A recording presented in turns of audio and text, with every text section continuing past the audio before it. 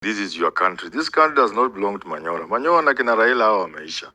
I've lived in this country long enough.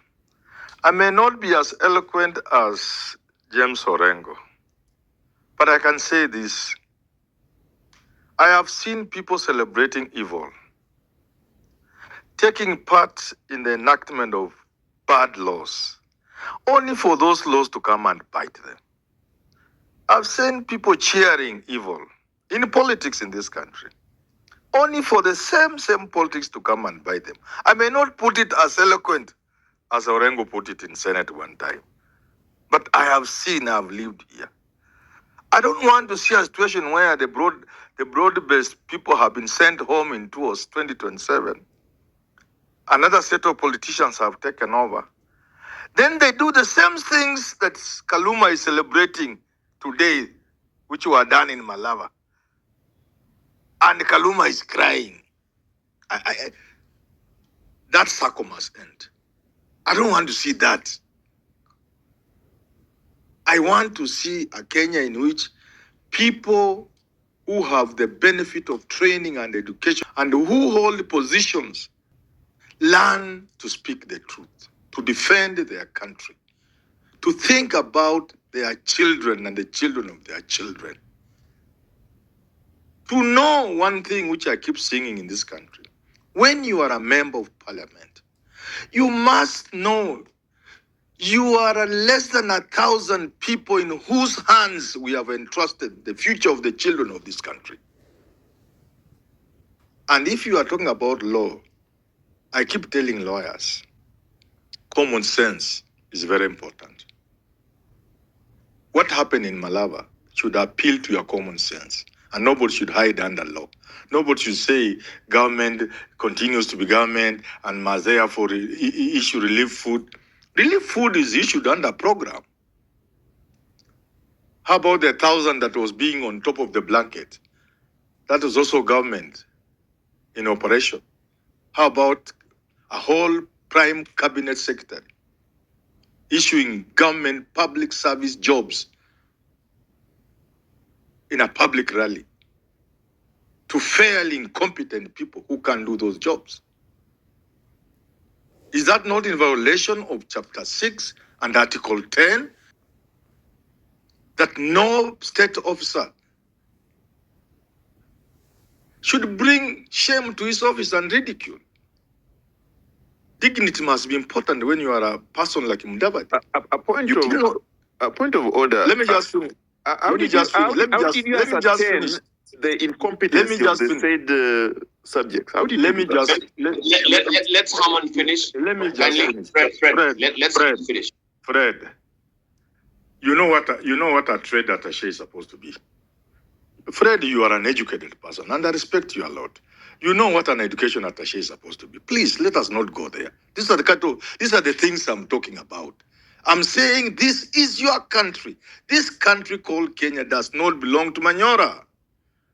This country belongs to Fred and Kaluma, not me. Me, I'm gone. Defend your country. Learn to say the truth. Now to Tawe movement. I want to say what I said earlier. If Tawe was not a threat, if people like Natembeya were not a threat to Mudavadi, to Etangula, and to Ruto, they wouldn't have gone to the length they went in Malava. Those excesses point to only one thing, that here are people who have been scared to the bone marrow. And the truth is, the people of Western are done with these shenanigans. I'm telling you. And I'm not taking sides. I'm just telling you because that's the truth. It is Raila the people of Western respected. It is because of Raila, for example, that ODM had space in Western. Wait and see in 2027. If any of these people you are talking about will have a foothold in Western, I can assure you there will be nothing unless, like I'm saying, I'm also telling the opposition, they also don't know how to conduct politics. Maybe because of that, Ruto can still have a foothold.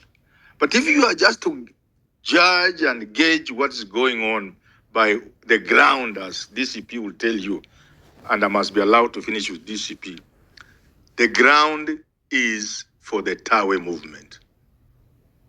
That's as simple as that. To finish with the DCP, there's a lot of misconception here. One, Ndengwa Jiru has put it right. If the people in the opposition agree that Nairobi governor will be from DCP, what's wrong with that? That's how politics is played. We have mainstreamed coalition politics in this country from 2013. You may not run away from it. In 2022, as a matter of fact, the man poised to win the seat was Tim Wanyonyi. Kenyans say by Saine Usubui, he would have won. Why didn't he stand? Because Raila was told, look here. Uhuru told Raila, my people of Mount Kenya want to make you president. They must have Nairobi City. And that's why Polycarp Igade was made the candidate against common sense and all whatever it is. Tim Wanyonyi was going to win. So what is wrong with DCP entering into some agreement with fellow coalition partners to say that here, let DCP get the governor? But there's also one thing you selectively chose not to listen to. Gachagua told his people, it will not matter where the name of that person, I want you to vote for him. It will not matter where they come from. I want you to vote for him. That the candidate will be a DCP candidate. But if you see the name is Owino, don't say this is a Luo name and DCP is a Gikuyu party. Vote for him. If you see his Wafula, don't say it comes from Bungoma. He's a DCP candidate. This is basic common sense. And let's not oversubscribe tribalism to Gachagua. We are being too unfair to him. Gachagua has never had the power in this country to distribute resources. Those who have had the power to distribute positions and resources, we know how they have distributed them from 1963 up to today.